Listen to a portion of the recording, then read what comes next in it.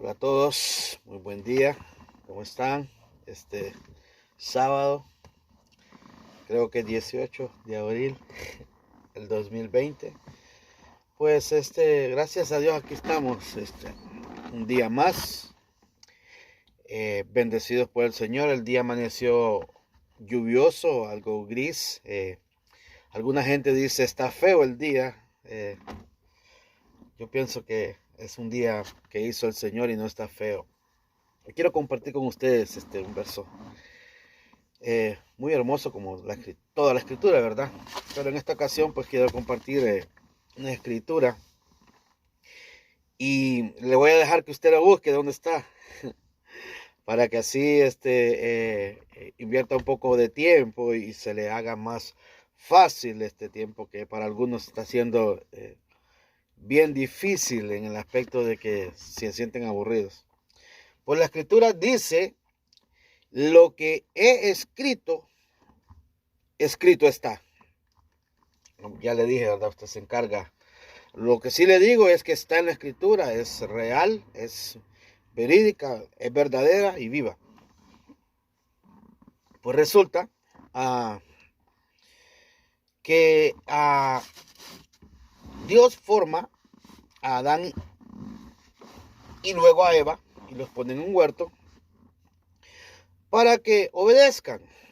Pero ellos, debido al engaño del enemigo, el Señor lo reprenda, deciden desobedecer a Dios. En esta desobediencia Dios dice: no voy a destruir al hombre, voy a ejecutar mi plan para salvarle, para redimirle, porque Dios le había dicho: el día que de este árbol coman, ese día morirán. Morir significa separación, o sea, ese día serán separados de mí. Inmediatamente son echados del huerto y comienza lo que se llama el pecado en el mundo. Entró por Adán. Dios hace un plan y Dios viene prometiendo, levanta a un hombre como Moisés, lo trae por el desierto, y que en ese desierto él construye un tabernáculo.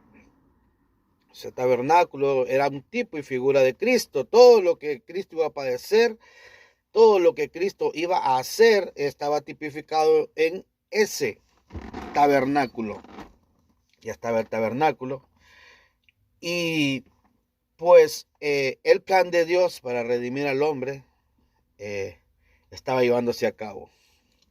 Este maravilloso plan que iba a ser a través del sacrificio de un ser perfecto. Dios comienza y envía a libertadores, no pudieron redimir al pueblo. Luego Dios envía a jueces, no pudieron redimir al pueblo. Vinieron los reyes, no pudieron redimir al pueblo. Los profetas no pudieron redimir al pueblo. Entonces Dios tiene que levantar un día un hombre que se llamaba Juan, conocido como Juan el Bautista, y él aparece en el desierto y dice: he aquí, yo soy la voz de uno que clama en el desierto. O sea, yo no soy el que clama en el desierto, yo soy la voz de ese. O sea, yo vengo hablando en representación de ese que clama en el desierto. En una ocasión, pues bien favorable para la humanidad. Viene el nacimiento de Cristo, Cristo nace, y ustedes se acuerdan de la historia de Daniel, no la historia de Daniel, sino que el pasaje de Daniel. Daniel iban a ser muertos todos los magos, adivinos y los caldeos. Iban a ser muertos porque ninguno podía descifrar el sueño de Nabucodonosor. Pero Dios le da la revelación a Daniel y Daniel le revela el sueño a Nabucodonosor. Entonces Daniel pasa a ser el jefe de los astrólogos y de los magos y de todos los que habían ahí. Entonces, imagínense, Daniel estuvo 70 años en Babilonia, siervo de Dios que propuso no contaminarse y que se guardó todo el tiempo que estuvo en el cautiverio. Entonces Daniel, estos hombres que Daniel salvó y que eran astrónomos, ¿verdad? No astrólogos, sino que astrónomos. Estos hombres, el pueblo creció y siguiendo los pasos Daniel? Pues Jesús nace y dice la Biblia que estaba profetizado que multitud de dromedarios te seguirían, hablando del nacimiento de Jesús. Cuando Jesús nace, dice la Biblia que multitud de dromedarios vinieron al nacimiento de Jesús y vinieron del oriente. La Biblia, la traducción dice magos, pero no eran magos, eran esta gente que había estado con Daniel hacía unos años atrás y trajeron, ¿qué cree que trajeron? Cuando Babilonia o el rey Nabucodonosor vino a cautivar a Jerusalén, se llevó todos los utensilios del templo, excepto el arca del pacto, porque está en otro lugar. O sea, estaba ahí, pero estaba escondida. No se la pudo llevar, pero se llevó todos los utensilios, los demás utensilios de oro y de plata y todo lo que estaba ahí. Estos Daniel lo guardó y sus generaciones, cuando nació Jesús, trajeron esos presentes al rey que había nacido, que justamente era Jesús. Entonces vinieron ellos donde Jesús estaba y le trajeron estos presentes. La Biblia relata que fueron oro, incienso y mirra, ¿ok?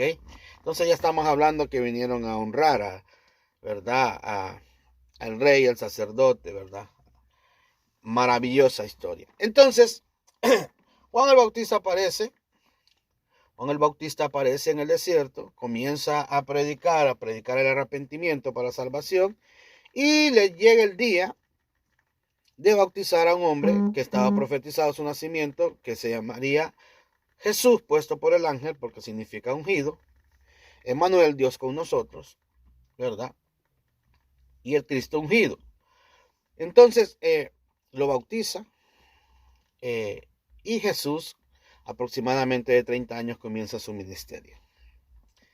Ya el plan máximo, precioso de Dios para con el hombre estaba llegando al momento más alto, que era el sacrificio perfecto.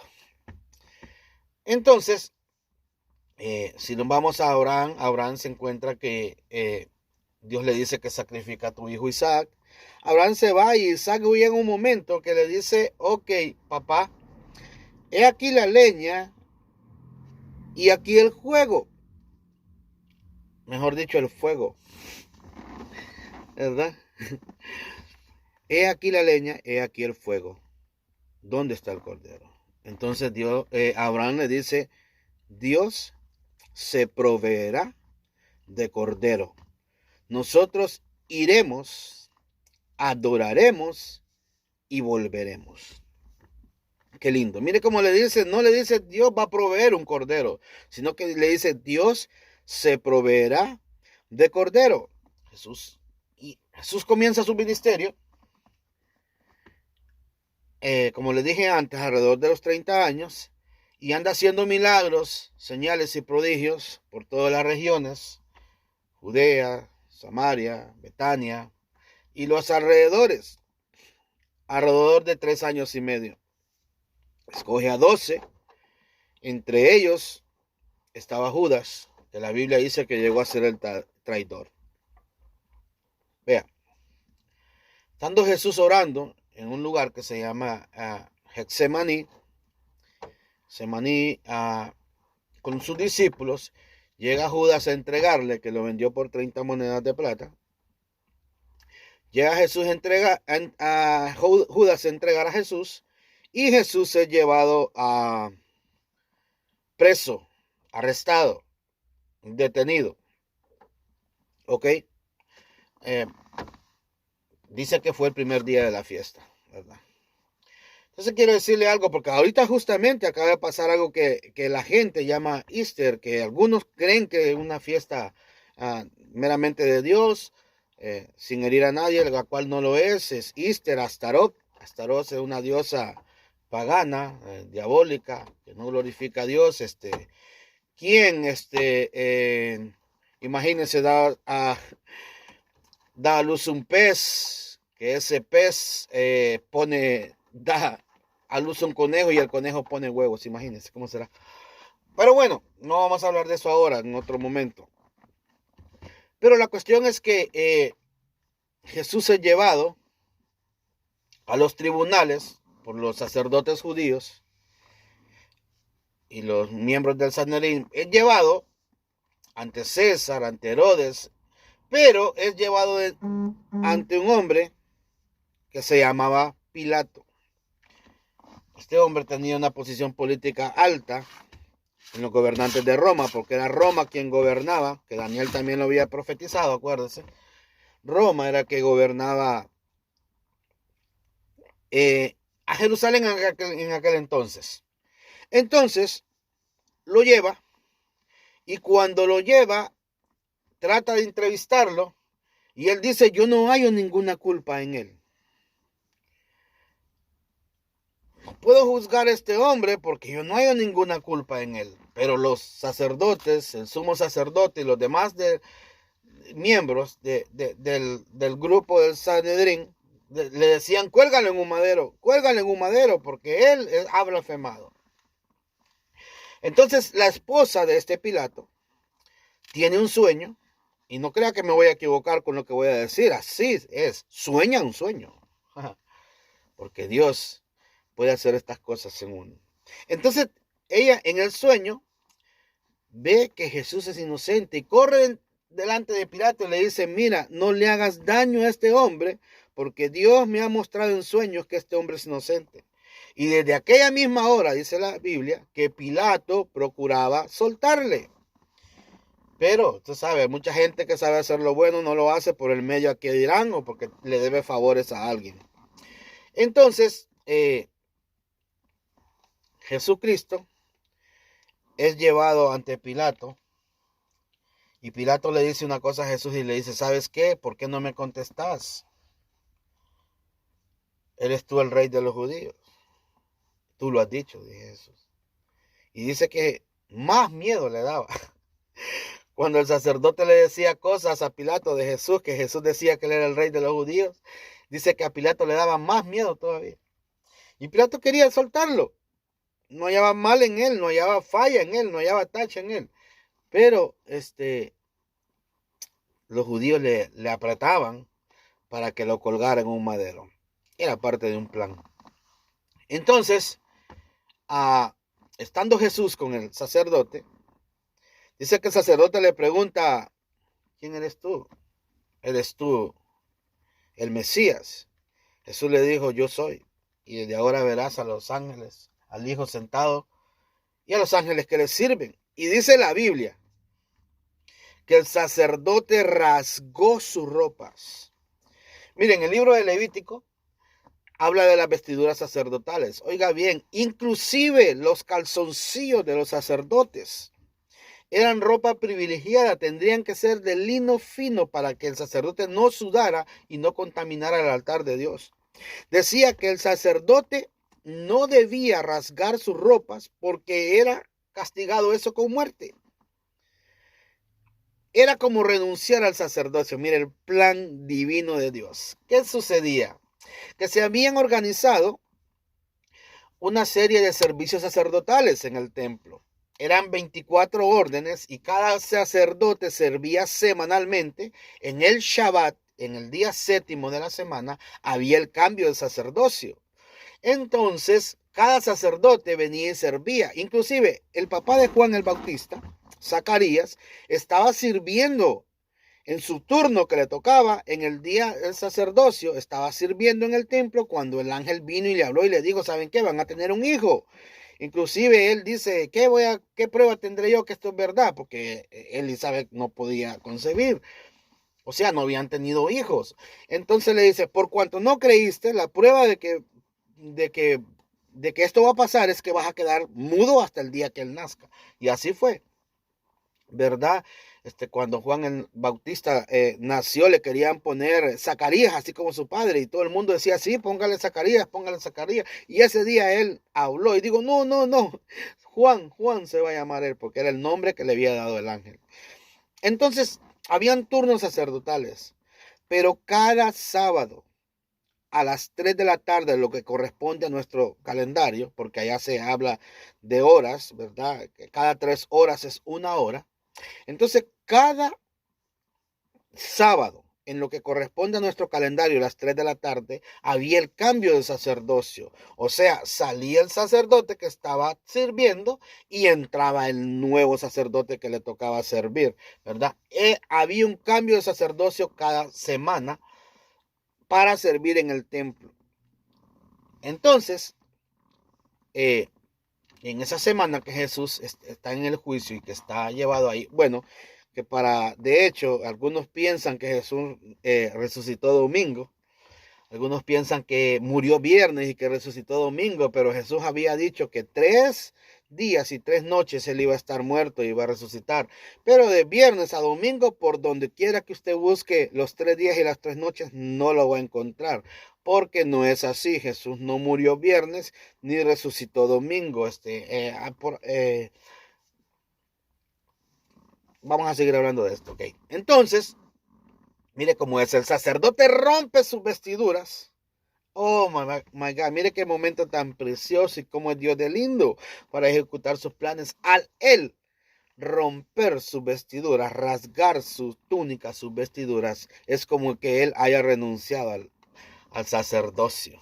Jesús está siendo ahí a punto de ser entregado para hacer el sacrificio perfecto, porque el sacerdote sacrificaba un cordero sin mancha, perfecto, para cubrir con la sangre de ese cordero, no quitar, sino que cubrir los pecados del pueblo.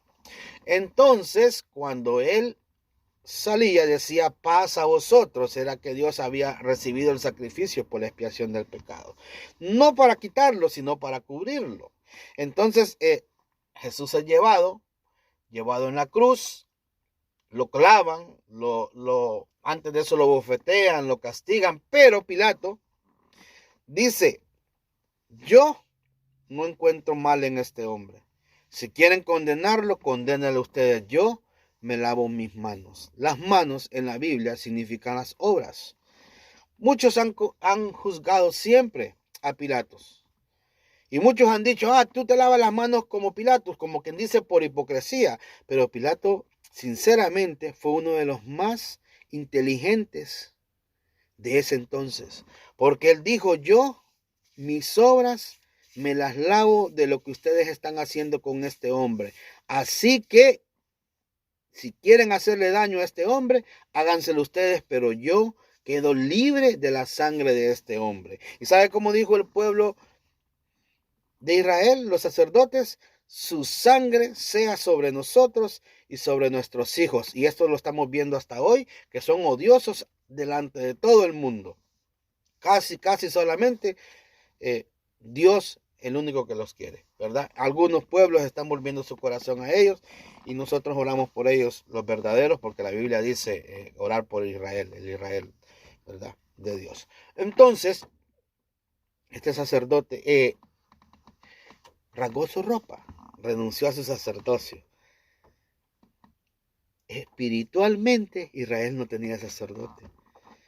Pero dice la Biblia que cuando ellos sacrificaban este cordero, cuando iban a comer la Pascua, lo sacrificaban a la hora sexta, que es las 12 del mediodía. A esa hora sacrificaban la Pascua y empezaban a preparar el cordero para comerlo, ¿verdad? Jesús fue llevado a la cruz y lo mataron. Lo crucificaron. De su costado salió sangre y agua, nació la iglesia.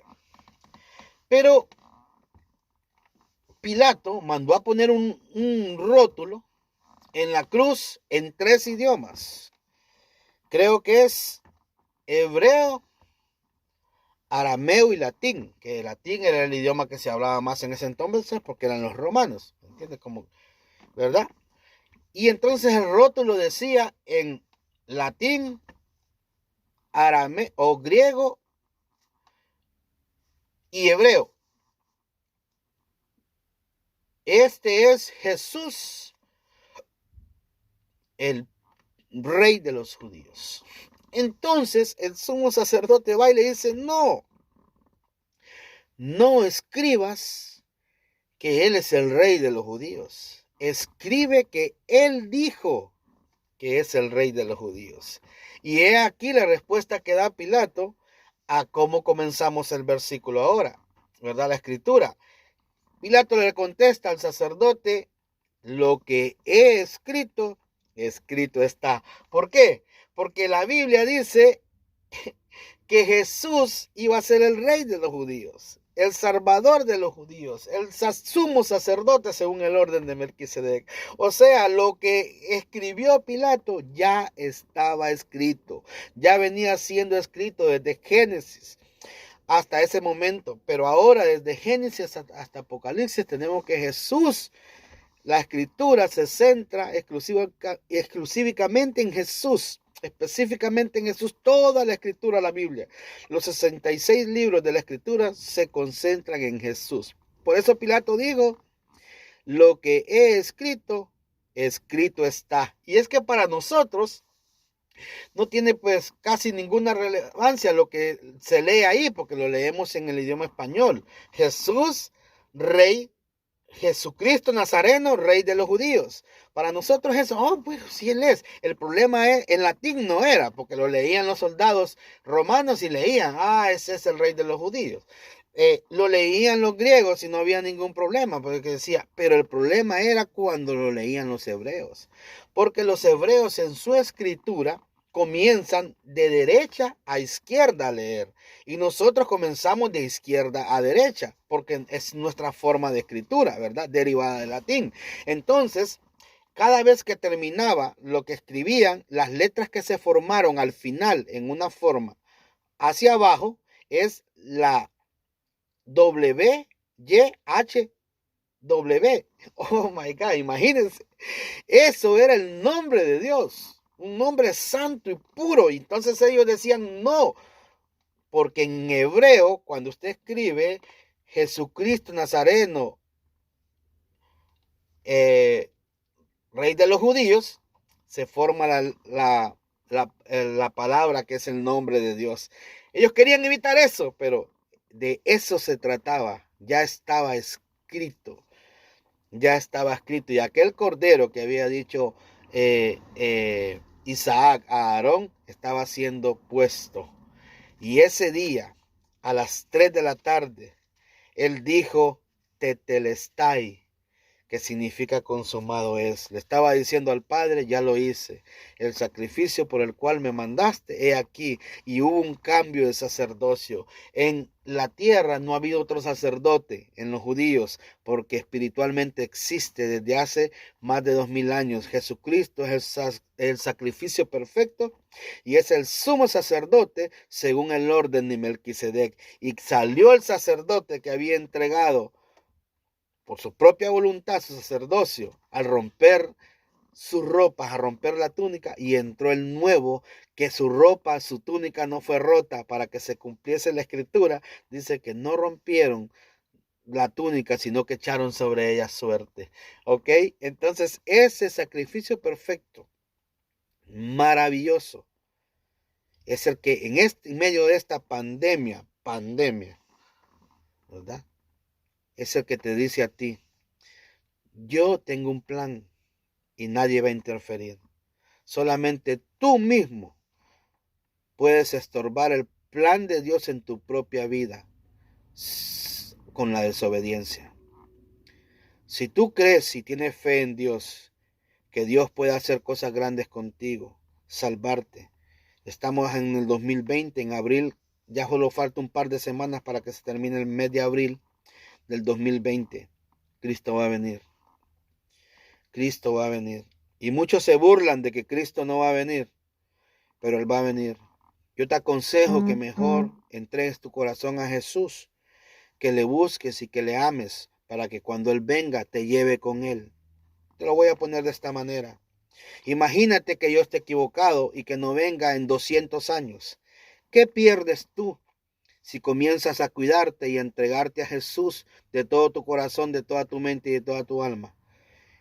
Si comienzas a entregarte a Jesús de corazón y de una manera íntegra, ¿qué pierdes si Él no viene? Sino que viene en 400 años. No pierdes nada. No pierdes nada, sino que vives una vida consagrada y bien, y te va a gustar y te va a enamorar más de Jesús.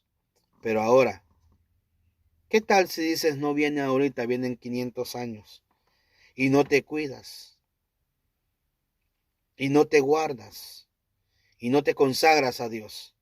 ¿Qué pierdes? Que si Él viene mañana, te quedas. Te dejo con este consejo. Dios te bendiga y Él te ama y quiere llevarte con Él. No te quedes cuando Él venga. Y la única forma, después de haber creído en Él y aceptado a Jesús, es consagrarte. Conságrate. Te quiero mucho y Dios te bendiga. Saludes.